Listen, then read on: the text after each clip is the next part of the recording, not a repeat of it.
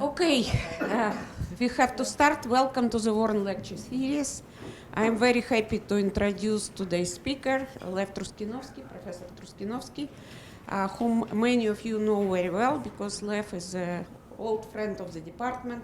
He was also a professor at aerospace engineering for a long time here. And he came to here all the way from France, where he's director of research at CNRS.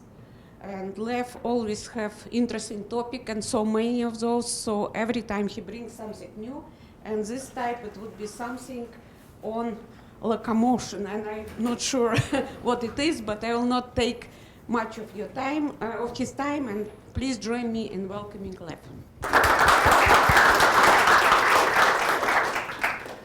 Thank you, Sonia, and it's as always a great pleasure to be here among friends whom I know for 30 years. And so I propose few subjects, and looks like the members of structures group have chosen quite adventurous subjects. So mechanics, yes. So one of the tasks would be to build a bridge. I know you all very familiar with the bridges, but we'll have to make a bridge between infrastructure of civil engineering that exists on the surface of the Earth and the different type of infrastructure and the different type of motility.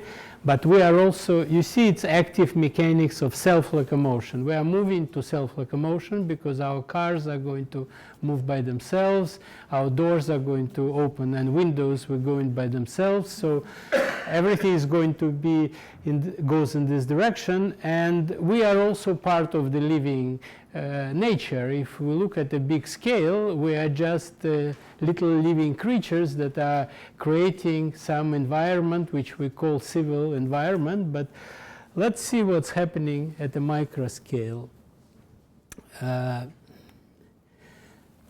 So here you see three moving objects. So they are cells, and as you see, they are involved in some kind of traffic. They're interacting. They are self-driving for sure. There is no brain. We are not guiding this motion in any way. But you see, they collide, but they seem to be peacefully collide. And most importantly, they self-propel, and they are active. And this is a new challenge for mechanics, for structural mechanics, for mechanics in general, because obviously mass is being transmitted from point to point, and we need to understand the principles of this locomotion and principles of this interaction of this self-driving structures. So now high tech is not to build, as you know, a rocket that would go to the moon, but to build something like this that could crawl through the blood vessel or somehow navigate inside our body and reach a certain point and deliver a certain load. And this is where efforts now of mechanicians in particular are focused. But this is not the whole thing. Let me show you another. I'll first show you some movies to just motivate the interest in these problems. So here you see this big guy.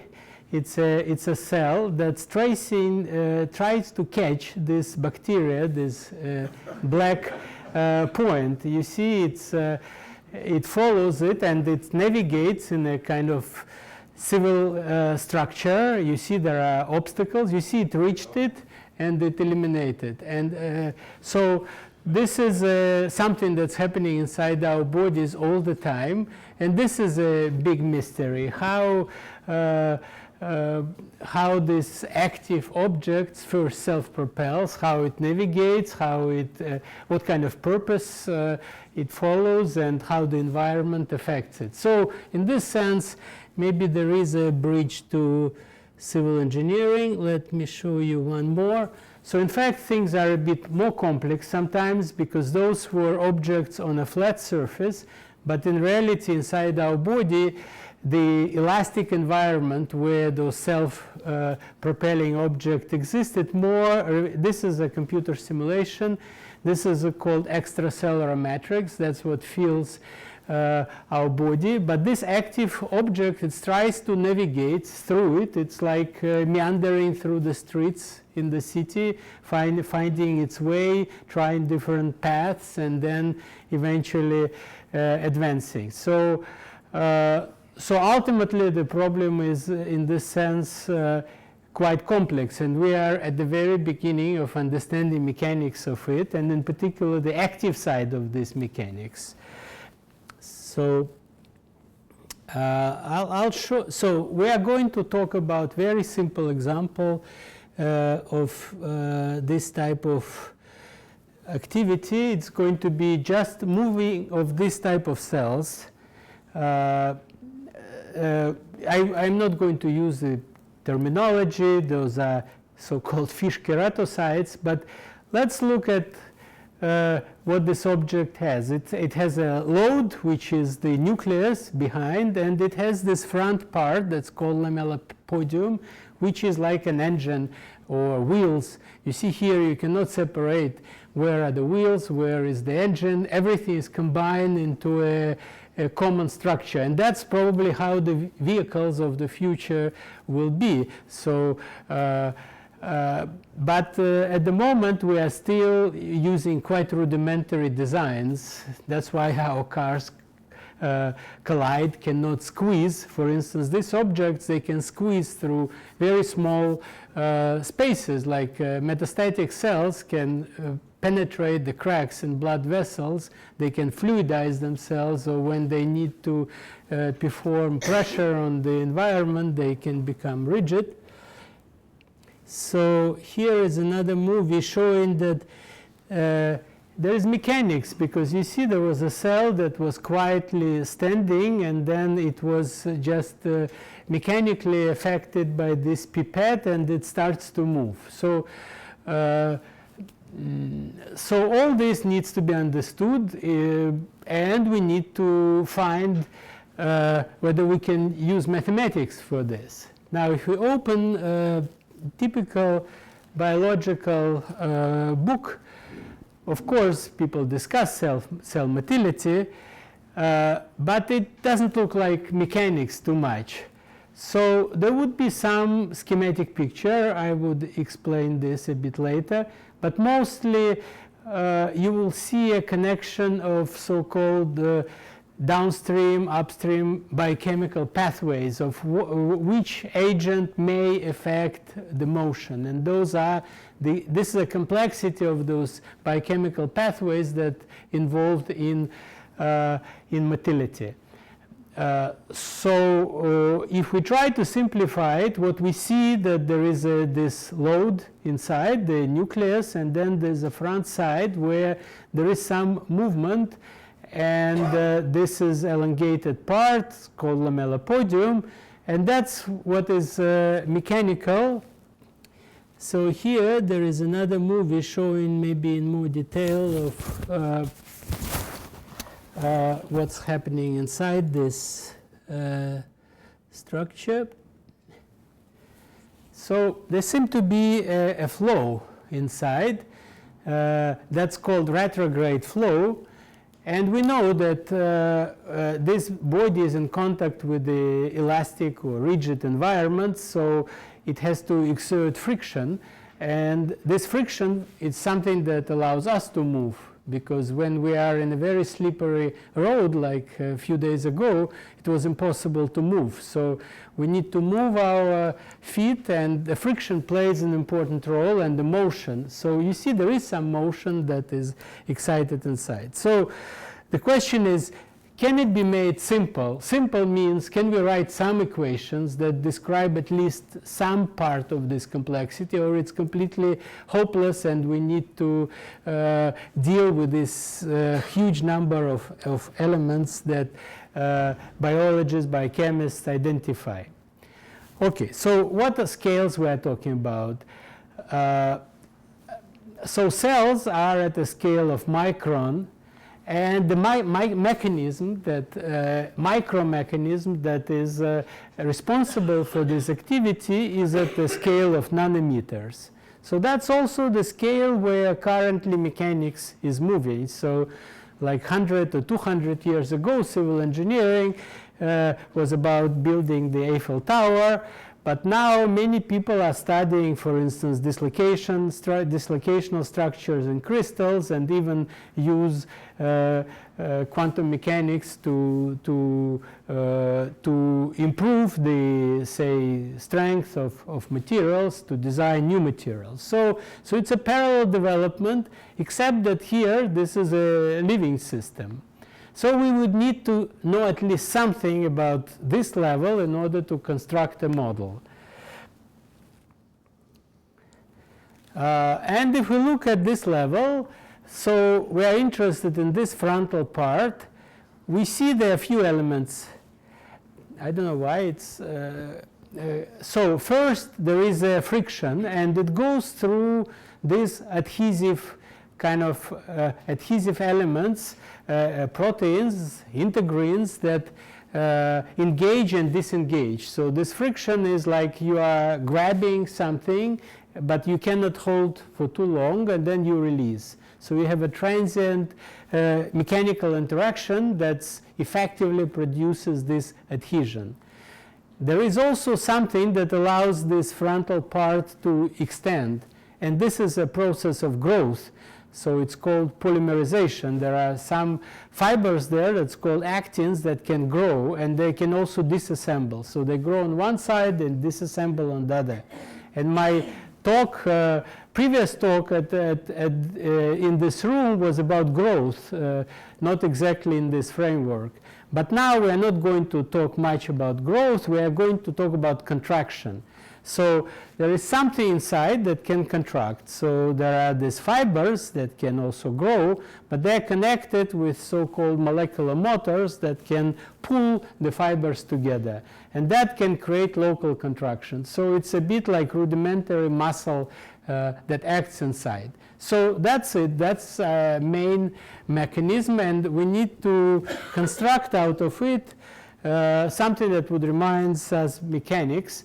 So the goal is to make a minimal modeling leading potentially to new and interesting mechanics. So we are asking ourselves the question, does it extend, does the desire to address those issues can really say something interesting for mechanics proper as a field, not only that we can use the existing mechanics to solve some of these problems. So the simplest case is one-dimensional. So, and in fact, some cells are almost one-dimensional. So they are moving on a track. So it was indicated, in fact, on the surface, and they follow it. Again, they have this frontal part, and they have this load that they carry, the cargo that is a part of their body. So again, there's no brain there. We are not controlling it from outside. It's a self-driving vehicle in a sense. So we want to understand how it works. Now, how to model it?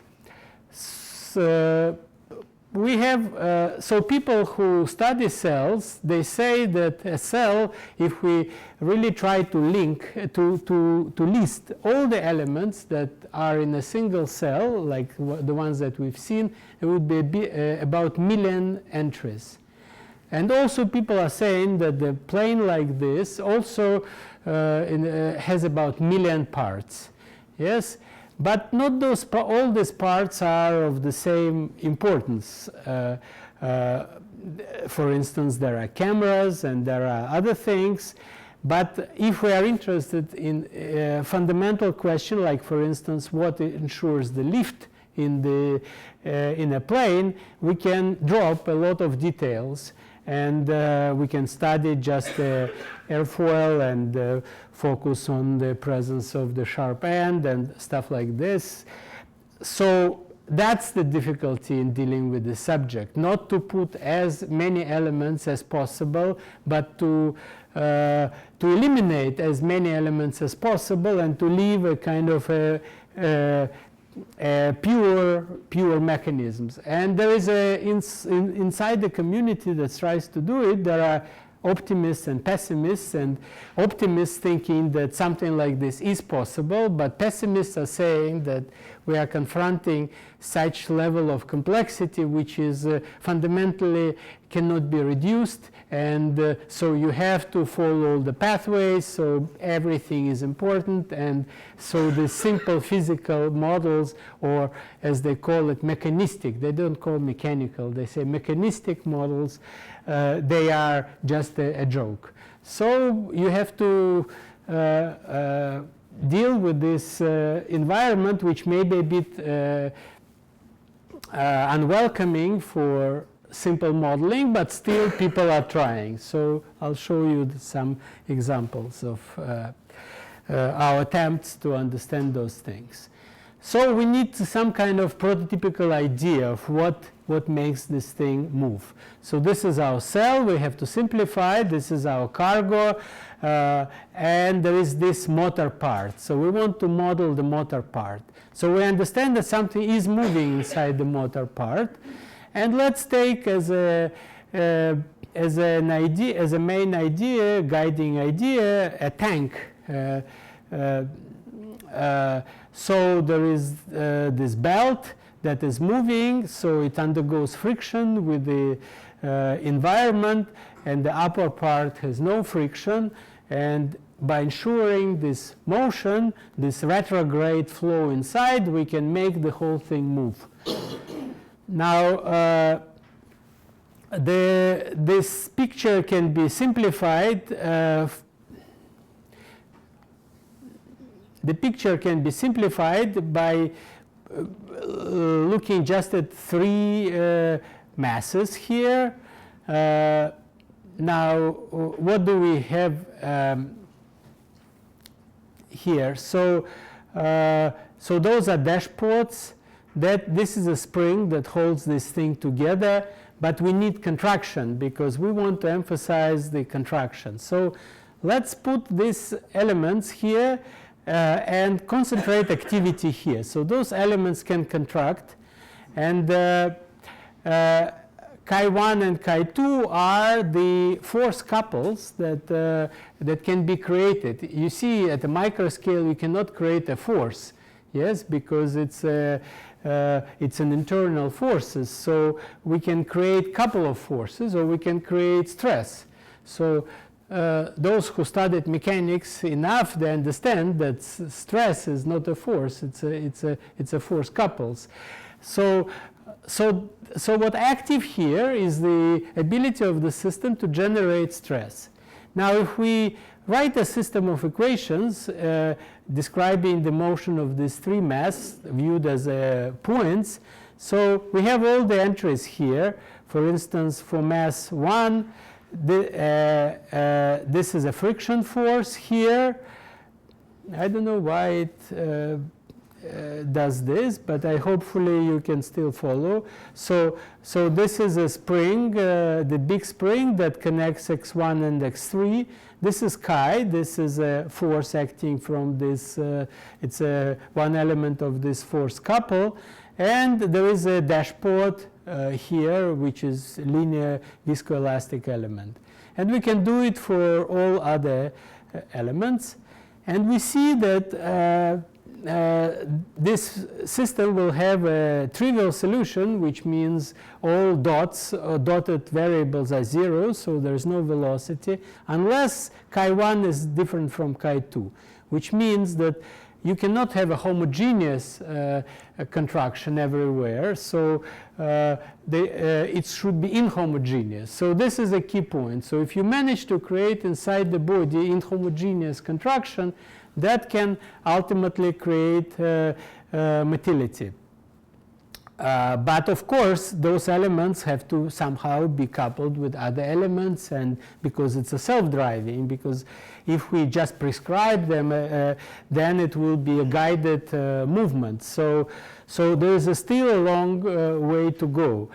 so this is basically the idea. Between these two elements, there is internal element. Because of difference between these force couples, this element can move from, say, element x3 to x1, and as a result, the whole thing will move to the right. So we can do the, we can, for instance, find the velocity. So if chi1 is different from chi2 and this difference is positive, then there will be, this g is a position of center of mass of the system, in fact geometrical center of the system, and it will be moving with a constant velocity. Now, in fact, of course, it can only move as this body x2 goes from x3 to x1, but then it hits this body. So we need to close the loop, and the idea is that this element of x2, it moves from one end to the other end, and then it disappears here and reappears on the other end, and then again it moves, and this describes the whole cycle. Of course, in a full-scale model, we need to describe the reverse flow, but the reverse flow doesn't have a friction, and in our description it will be modeled as a sink here of mass and the source here of mass on the other side. So before we do continuum limit, we can consider many elements like this. Sorry about this, I don't really see the reason, because everything seemed to be working, but I think it's projector. Projector, okay, but apologies. So if we put n elements, we can still compute the force, the average velocity, which is related to inhomogeneity of distribution of these contractile couples. So this is a key. So the body is able to create inhomogeneous contraction inside the body, inside the space occupied by the body, and this inhomogeneity of contraction can ultimately lead to the motion. All right, so let's try to write continuum equations. So again, we are focusing on this motor part, and let's put these ingredients in a form of differential equations. So first of all, the divergence of stress, which is usually 0 in mechanics, here we cannot do this because we are considering our body in on a background, so there is a friction, and here the frictional force is proportional to velocity. That's how, in a simplified way, we model this transient adhesive interaction with the environment. This can be done better, but that's would be okay for our purposes. I remind you that we try to make the minimal the most simple model. So now inside, you remember there were these dashpots, and these dashpots are now modeled by Kelvin viscosity here. And this is a new element. So this is activity. So there is this active stress, so which means that the system is able to produce active stress. So as you will see later, this is in fact antidissipative element in the system. It's very unusual for continuum mechanicians because this is not related to constitutive behavior, to say, in fact there is no elasticity here inside. It's infinitely compressible because this is a secondary effect for us. We only need to connect the left and the right part of the body. But there is this active stress. And this is a model that's currently seriously considered as a model of active continuum. There are other models where people put active velocity or active stress strain rate relation, but the simplest thing is to say there is this chi, it's a field, it depends on x and t, and this, so inhomogeneity of this field would be ultimately responsible for self-advance of the body. So those are the motors here. And we have boundary conditions. So Here, these two elements also, there is not only contraction, we also, on this slide, we describe the growth as the velocity of the arriving material on one side with a plus sign, and velocity of leaving material with a minus side. But in this talk, I'm not going to, I will drop this polymerization and this growth part of the story. So the only activity will be here. But in principle, there may be two types of activity, and this is what also in the textbooks identified as the active elements. A little comment that in fact this contraction, it's sometimes interpreted as active pullers. So there are some elements that pull, but while the growth leads to local stretching, and they are called pushers. So this is an attempt to rationalize somehow the picture. So we are going to neglect the pushers, and we'll only talk about pullers, because it's enough. It turns out that the pushers are important when the cell is moving on the highway and when it needs to reach sufficient speed. But to initiate motility, to polarize, because it's important to polarize in order to move, only contraction is relevant at this stage. You see, usually cell is symmetric. For instance, when it has to divide, it becomes round because it has to find the center, while when it moves, it polarizes. And so the cargo moves to the left, and the kind of lamellopodium develops in front. Okay. Now we are already, we can think about equations, because this is a system of equations. This tau is this active. Now we write it as stress. It's in 1D, active stress. But the problem is still not closed. Because we don't know anything about this tau. And one possibility is to say, okay, let's consider this as an optimality problem. So we need to distribute this tau over tau, which is the contractile stresses, along the body in such a way to achieve particular result. For instance, to achieve maximum velocity. And this would be kind of reverse engineering. So we can try, and this problem we solved also. There is a distribution of tau that ensures, for instance, maximum velocity. But we still don't know whether it really has anything to do with the real thing, because the mechanism should be natural, should be physical, yes, and this is just a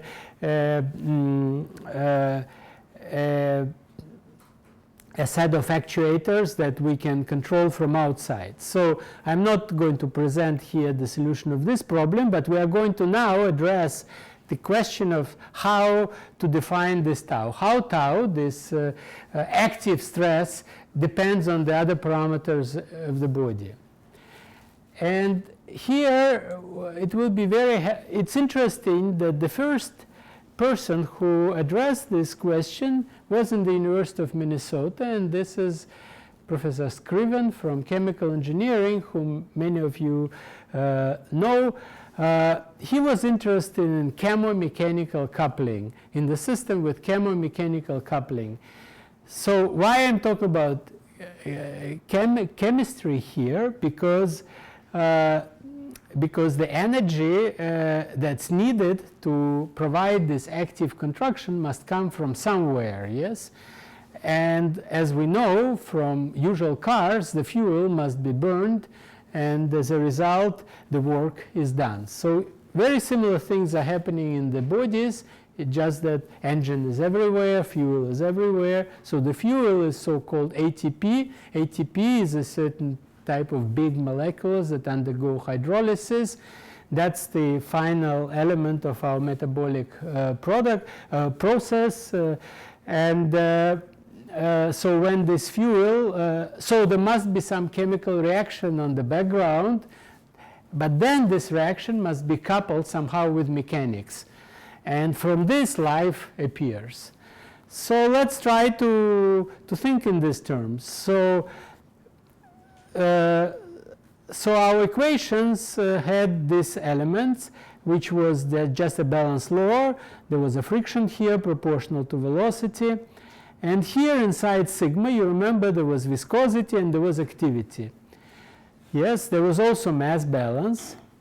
Now, we know that the active force, active couples are provided by these motors. So let's introduce the concentration of these motors.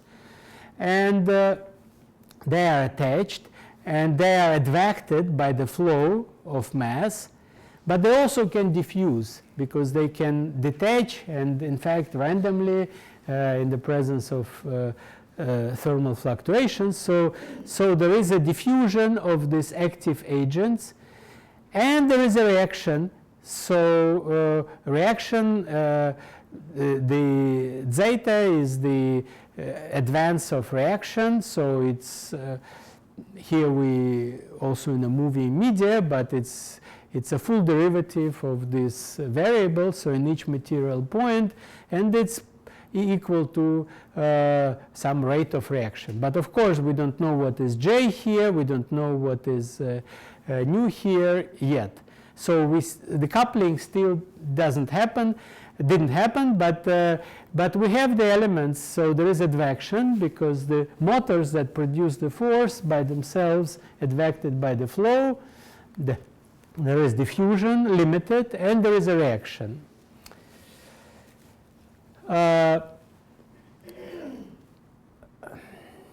So there must be somewhere free energy here. So this free energy depends on concentration of motors and the advance of this reaction.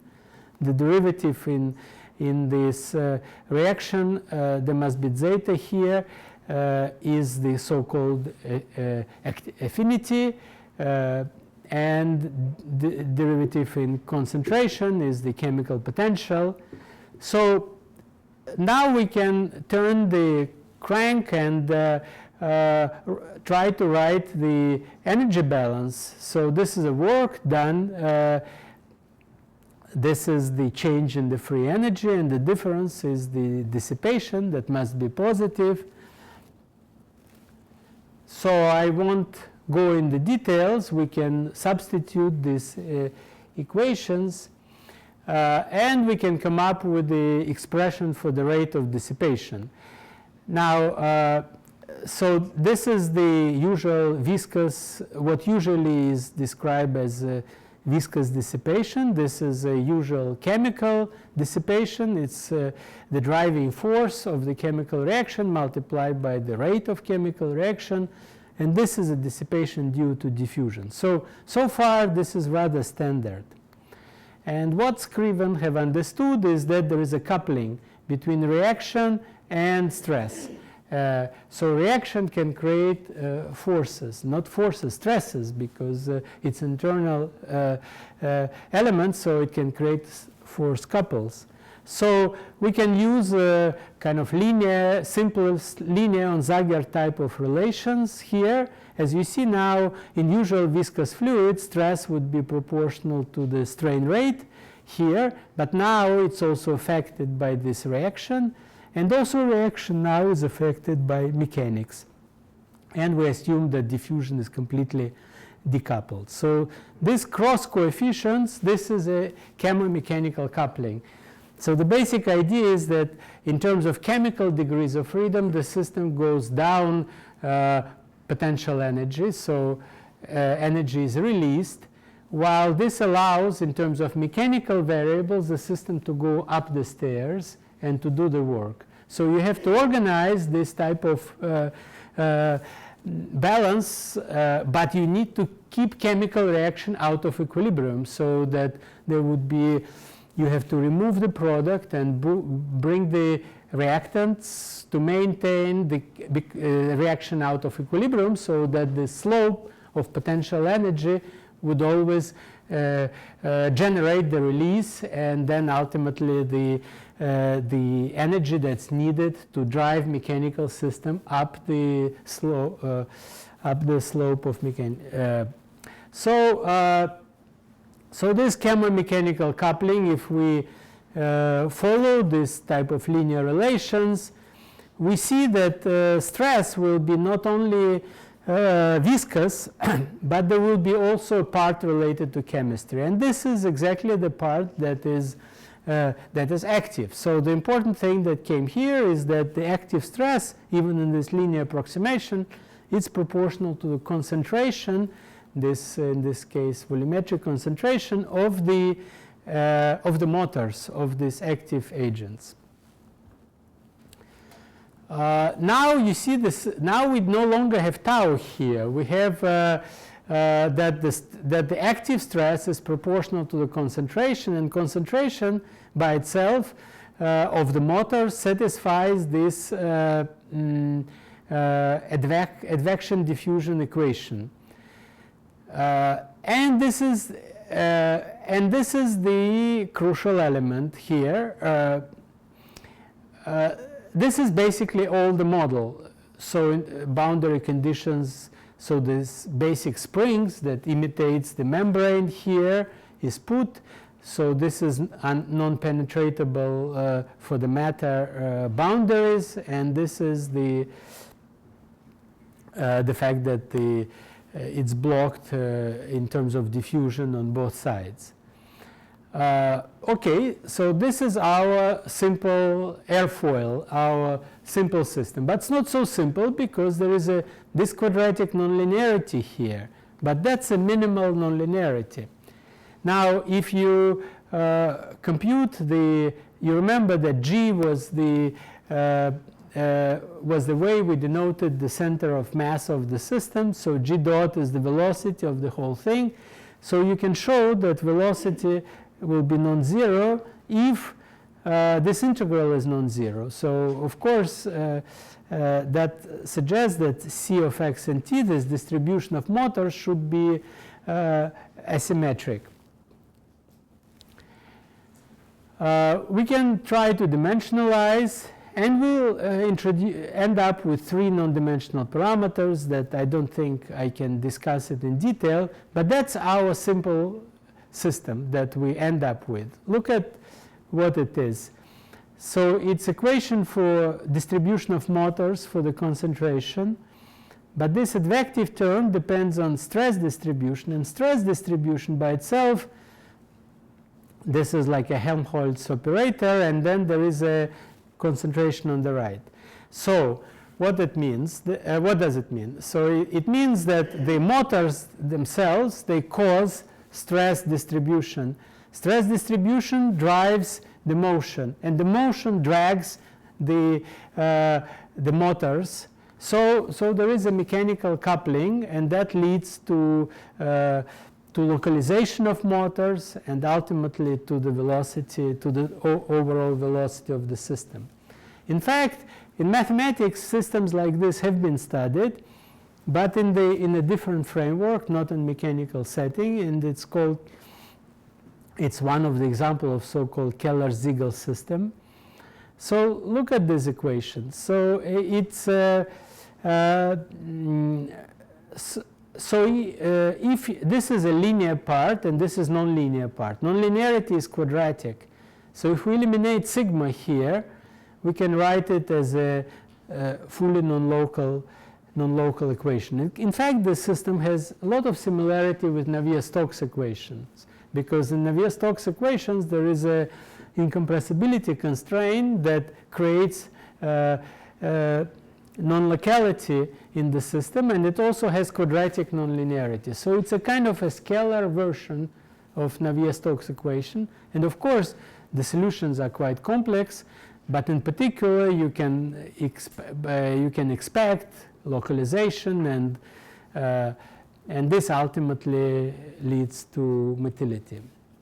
Okay, so in addition to this Keller-Segel system, we also have free boundaries, because in order to move, we have to unleash the two ends, and we have a boundary condition that allows us to find the positions of the boundaries. So this is our simple mathematical model of motility. So you see we dropped lots and lots of details, but we get an interesting system that kind of in mechanics proper did not appear before. All right, so we can study traveling wave solutions. So if you create initial state and in a certain range of parameter, the symmetric initial state is unstable. All motors will move on one side. They form this lamellopodium, and the system will move. So I don't think I have a lot of time to talk about details. I can refer you to papers, but this, for instance, shows the multiplicity of solutions for the given non-dimensional parameters, traveling wave solutions. There are many solutions. Also, we know, for instance, that for Navier-Stokes there are many solutions. Stationary solution, that's an example of stationary solution, and then non-stationary solution evolves near these stationary solutions. But one can identify the motility initiation. The bifurcation diagrams can be constructed. You see what's shown on the right is the configuration of, say, concentration C, stress sigma inside, and velocity V. So inside the body, this there is a movement, yes? So velocity is inhomogeneous, stress is inhomogeneous, and concentration. So there are symmetric solutions that are static, and there are non-symmetric, which appear in twins. So it can move, it doesn't know where to move, to the left or to the right. But if the motors will concentrate on this side, then the cell will move to the right and opposite. So there are many details here, but maybe one thing is interesting. So this is a typical bifurcational diagram here. So this line is at the velocity equal to 0 plane. Those are static solutions. But static solutions at some level of activity, which is controlled by these parameters of this chemo-mechanical coupling, can become unstable, and you have two dynamic solutions with either positive or negative velocity. I think I have it here. So motility initiation is a supercritical bifurcation. Up to here, in terms of parameter characterizing how many motors total we have in the system. If it's not enough, we have symmetric distribution of motors. But if we reach a critical level of total mass of motors, they all concentrate on, let's say, on the left here, because there is another piece here when they concentrate on the other side, and the cells start to move, and when velocity increases, the localization of motors, you remember this, chi1 was different from chi2, so you have extreme inhomogeneity of distribution of motors, and then the system can move. And we can imitate the different experiments when the cell was symmetric and then it was touched, like in one of the movies that I showed, and then it starts to move. So here there was a symmetric distribution of motors, and here it became non-symmetric and it starts to move. And we can locate experimental data versus this our stability boundary, and it's quite good. Now let's go to this question of optimality. You remember that. So this is a distribution of motors. This rho or C, we call it in some slides. You remember that tau, this inhomogeneity of contraction, we could just find by solving optimization problems. So what is the distribution of contractile forces that would ensure maximum velocity?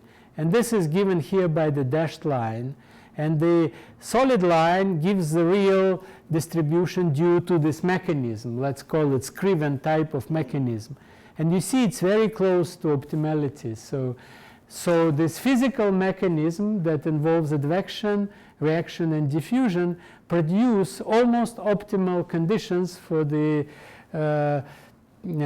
for cell to move. So it sounds like this is at least major fundamental parts of this mechanism have been captured. Now, one can also look at how this active object, so it's active object, how it behaves if it's subjected to a force.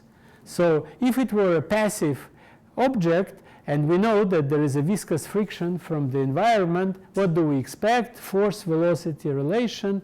It would be some kind of line here, maybe a curve.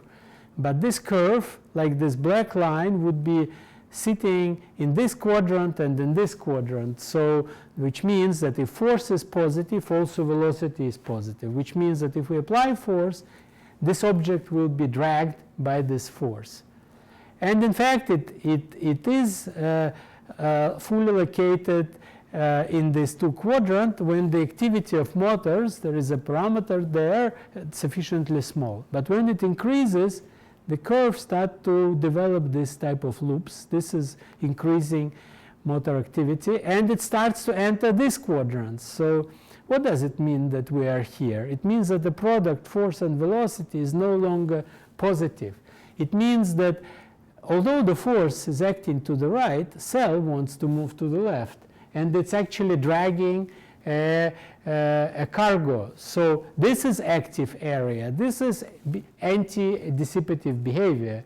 So we have to get rid of our paradigms like we develop in mechanics, where energy must dissipate and still entropy, of course, must be produced, but one has to be very careful because we can encounter this anti-dissipative behavior, which is activity.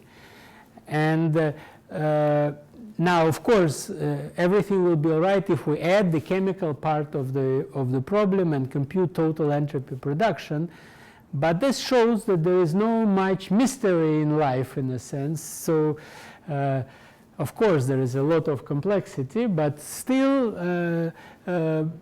some simple structure emerging. But we have to be careful as mechanicians with these active systems, because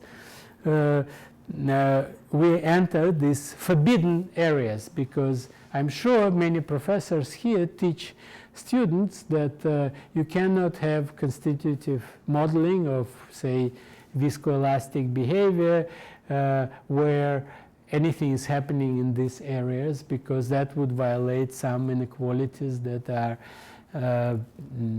postulated. Now, let's suppose we attach this cell with a spring to a wall. So it would be like a dog with a leash attached to the wall. What would the dog do? The dog would try to liberate itself. And the cell is alive, so it's active. So we develop different type of motion. So there is a static, is when the cell just stops at a certain level, at a certain distance, stretches the spring, but it's symmetric. So it's a static and passive regime. But it can also oscillate, which means it tries to the motors concentrate on one side, it starts to move away from the wall, but then the force increases, so the motors, the system repolarizes, it moves in the other direction. So this is a complex solutions of this Keller-Segel system. Or it may be stall when your dog is just trying to pull as much as possible in one direction and the spring controls it. So we can construct a phase diagram, and the parameter here is the elasticity of the spring, and the activity of motors is one of the coefficients. So here you have self-induced oscillations, and in fact it's known that cells, they're not really static, like even in epithelial layers, even they're surrounded by their neighbors, they're slightly moving. It's like us. If you put us in a crowd, we're not going to stand still. We'll touch the neighbor, and so there will be some activity because we have ATP hydrolysis all the time. So we need to move, yes? And so that's also solutions of these equations. They produce these oscillations. Now, you can also study cell collision in this way. So you take these two cells moving towards each other, and one regime is when they interact, and then they move as if there was elastic interaction because they have their preferred velocity. They arrived with their preferred velocity at this level of contractile activity, and they separate. So but there is nothing elastic there.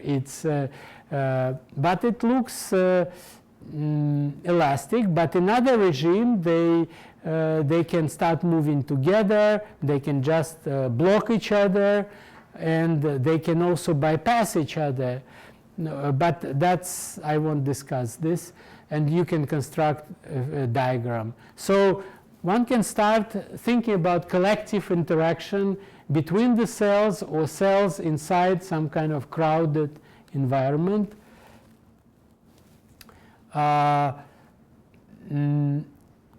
Also, one interesting result here is that if we put the cell in the surrounded by elastic environment, so it may be static. If we subject the cell not to a force but to a couple of forces, for instance, we squeeze it or we release the squeezing, so this parameter characterizing squeezing or stretching. So it's a couple of forces now. So the cell can be static or it can move. And in fact, some of the theories of cancer is that we violate in epithelial layers this kind of confinement that's created by surrounding cells. And so if it's violated, cell starts to compensate it, overcompensate, and eventually starts to move.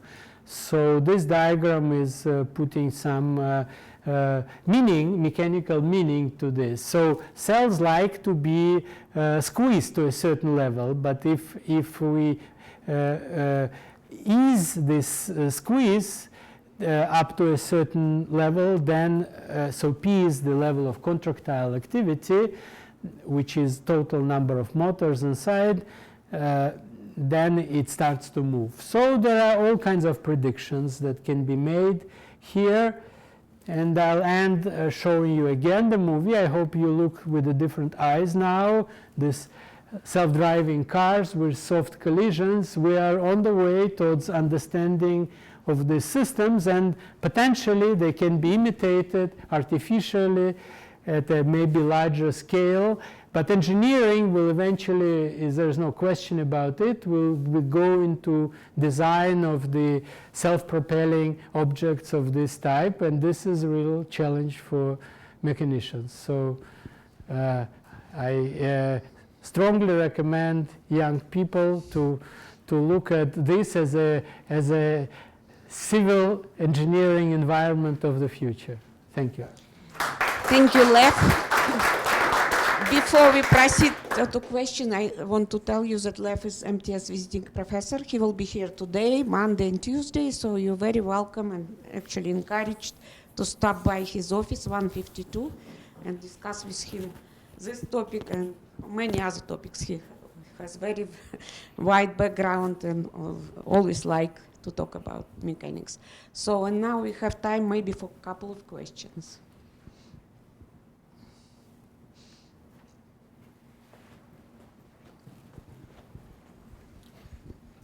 I think bigger than you're thinking. I'm curious why you chose to view your motivating part and then a load that's being pulled behind. I don't know, look like a snail or a large truck with the engine in front and then the load. Because in fact, that load behind is the source of energy that's keeping the thing keep propelling. So there has to actually be, you call them your motors, there has to be some transfer of mass that's going on from the load to the tractor trailer out front pulling it, and that's not part of your model. No, obviously many things are not part of the model. So the nucleus is here, so nucleus control production of motors. So if the nucleus is getting signals that more motors is needed, these proteins are produced and delivered. So we try to just isolate this kind of motor part, viewing this as a kind of a belt, and we assume that the reaction there is kept out of equilibrium with a certain kind of level of non-equilibrium, and we have a constant amount of motors. But of course, this is a smarter system. You remember there are a million parts there, yes?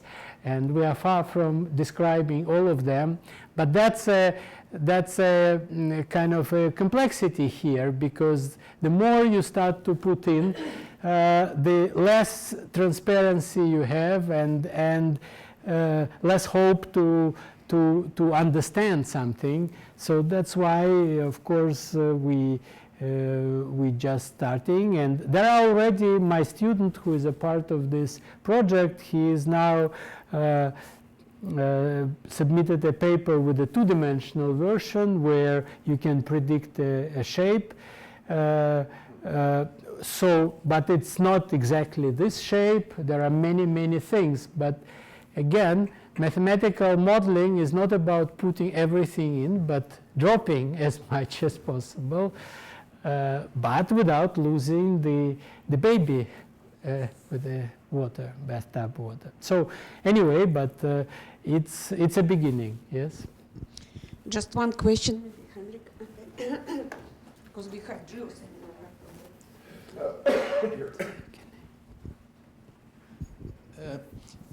The interesting part to me was this anti-dissipative part of it. Can that mean that you ignore some of the energy in there or overlook it? So energy balance is not correct? No, as I said, there is a chemical and mechanical part. So if you isolate only mechanical part, it looks as if it's anti-dissipative. But it's because some other part is strongly dissipative. It's like us, we produce ideas, but we also destroy highly organized products like plants, yes? Plants have a lot of structure, and we turn it into the structureless kind of systems. So of course the thermodynamics is correct, but it's convenient here to describe parts of the systems as anti-dissipative, and this is a new thing for us.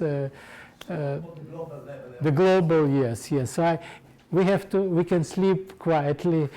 So not everything that we teach is wrong. Okay, I unfortunately have to stop discussion now, but as I said, Lev is around. Please join me in thanking him for everything.